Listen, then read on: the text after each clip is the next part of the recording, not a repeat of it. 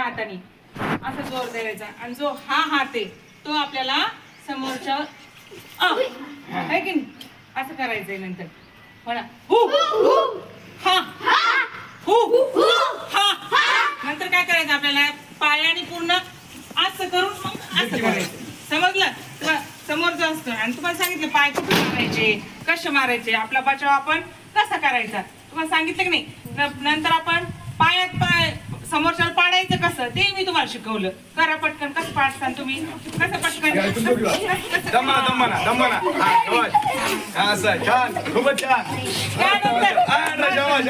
त्यानंतर आपण तुम्हाला पुढचं सांगितलं. समजा 3-4 जण आले, तुम्ही मधात आहे, मग वार कशावर घ्यायचे आपल्या हातावर आहे की नाही.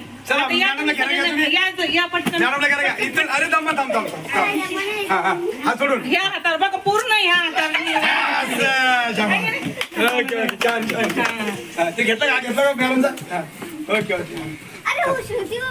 आपल्या समाजात वावरत असताना आपल्याला स्पर्श म्हणजे टच हा आपल्याला चांगला येतो आणि वाईटही येतो. तर चांगला ज्यावेळेस आपल्याला असं सरळ एखाद्या घरातली आजोबा आपली आई वडील आपण असं जवळ घेते आपल्याला तर हा चांगला स्पर्श याला म्हणायचं गुड टच. पण एखादा विचित्र माणूस आला आणि तो असा आला आपल्याला वेगळ्या इथं असं इथं हात लावला किंवा इकडून हात लावला तर त्याला म्हणायचं बॅड टच. त्याला काय म्हणायचं बॅड टच. हा टच आपल्याला चांगला नाहीये. त्यावेळेस आपण प्रतिकार करायचा. त्यावेळेस आपण काय करायचा प्रतिकार करायचा. आता मुलांचं पण आहे. हा तुला बॅड टच सांग. चुकीचा टच कोणता आहे? अजून हा चुकीचा स्पर्श. हा कुठं कुठं असतो आणखी नीट हात लावत तशी. मुलांसाठी पण आहे. आणि रुद्र तो पटकन तू आणि चांगला स्पर्श कसा असतो?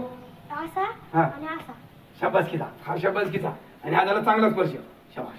म्हणजे आता आजकाल मुलांसुद्धा म्हणजे काय उरालं किडनॅपिंग वगैरे उरायली.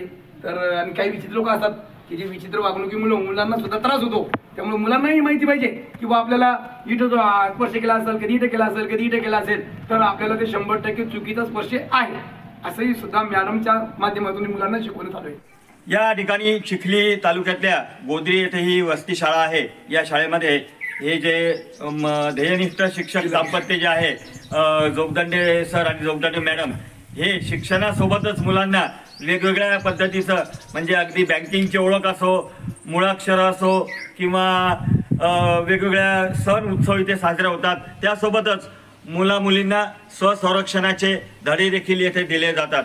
खास करून मुलींना इथे एखाद्या संकटसमयी कसं स्वतःचं संरक्षण करायचं, नियुद्ध ज्याला आपण मराठीत म्हणतो किंवा निशस्त्र असताना कसा प्रतिकार करायचा ते शिकवलं जातं. जुडो कराटेचं एक तोंड ओळख बेसिक शिक्षण इथे मुलींना दिलं जातं आहे आणि हे शिक्षण या जोगदंडे मॅडम देतात. खास करून त्यांच्याशी आपण या विषयावर जोगदंडे सर आणि मॅडमशी बोलूया. मॅडम कशा प्रकारे आपण मुलींना हे शिक्षण देता? नमस्ते, माझं नाव वैशाली कुंडलिक डहाके, सौ जोगदंडे. मी ग्रामीण भागातील आमच्या शाळेमध्ये जिल्हा परिषद शाळेमध्ये ग्रामीण भागातील मुली आहेत. वर्ग 1 ते 5 खूप छोट्या आहेत परंतु त्यांनाही आत्मबल त्यांचं दृढीकरण करण्याचा प्रयत्न मी केलेला आहे की संकट समयी संकटच्या आजकाल मुलींवरती जे अत्याचार होत आहेत तर त्यासाठी आपली मनाची जर तयारी असेल तर आपण काही करू शकतो. तर त्यांना घाबरून न जाता थोडीशी मनामध्ये मी कॉन्फिडन्स आणण्याचा प्रयत्न केलेला आहे.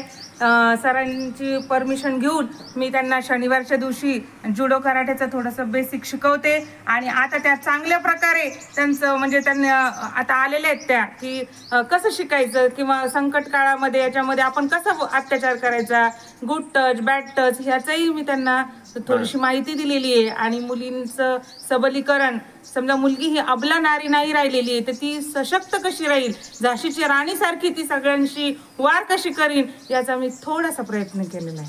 सर आपण पाहतो अलीकडच्या काळामध्ये मुलांवर जास्त करून बाल अत्याचार होण्याचे प्रमाण वाढलेलं आहे, मुलं असो की मुली असो. तर या पार्श्वभूमीवर तुम्ही हे जे करत आहात तर याच्या मागचा तुमचा उद्देश काय आहे? माझं वैयक्तिक मत असं आहे की बुवा आपण अवांतर परिसरात ज्यावेळेस वागतो तेव्हा वेगवेगळ्या प्रकारचे वृत्ती लोक असतात आणि यांना भगवंतानं मला माझ्या कुटुंबाला एक सेवा करण्याचा चान्स दिला किंवा शिक्षकी पेशातून मी जर त्याचा आलो तर मला असं वाटतं की मुलांना आपल्यापासून ते सर्व काही दिलं गेलं पाहिजे. आज मुलांवर खूप अत्याचार होत आहेत मुलींवर अत्याचार होत आहेत. मग या अत्याचाराला समोर त्यांनी गेलं पाहिजे. मग कसं जायचं तर त्यांची मनोबल वाढलं पाहिजे.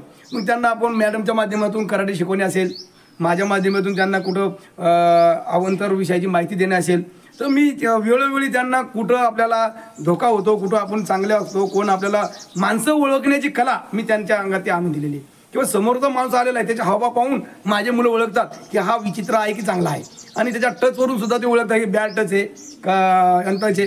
अशा पद्धतीनं मी त्यांच्यापर्यंत माहिती देण्याचा प्रयत्न केला. या ठिकाणी गोदरीवाडीच्या या शाळेमध्ये, छोट्याशा शाळेमध्ये जे 25 मुलं आहेत, मुलं मुली मिळून, त्यांना हे संरक्षणाचं जे शिक्षण दिलं जातं आहे, मुलींना जे शिक्षण आत्मसंरक्षणाचं दिलं जातं आहे, खरोखरच महिला सक्षमीकरणाच्या दिशेने टाकलेलं एक चांगलं आशादायक पाऊल आहे. प्रत्येक शाळेमध्ये या प्रयोगाचं अनुकरण केलं जावं अशी जोगदंडे दाम्पत्याची इच्छा आहे. याच्यातूनच समाजाचं खऱ्या अर्थाने सबलीकरण होईल असंही आपण संदेश या वृत्तांतातून घेऊया. धन्यवाद.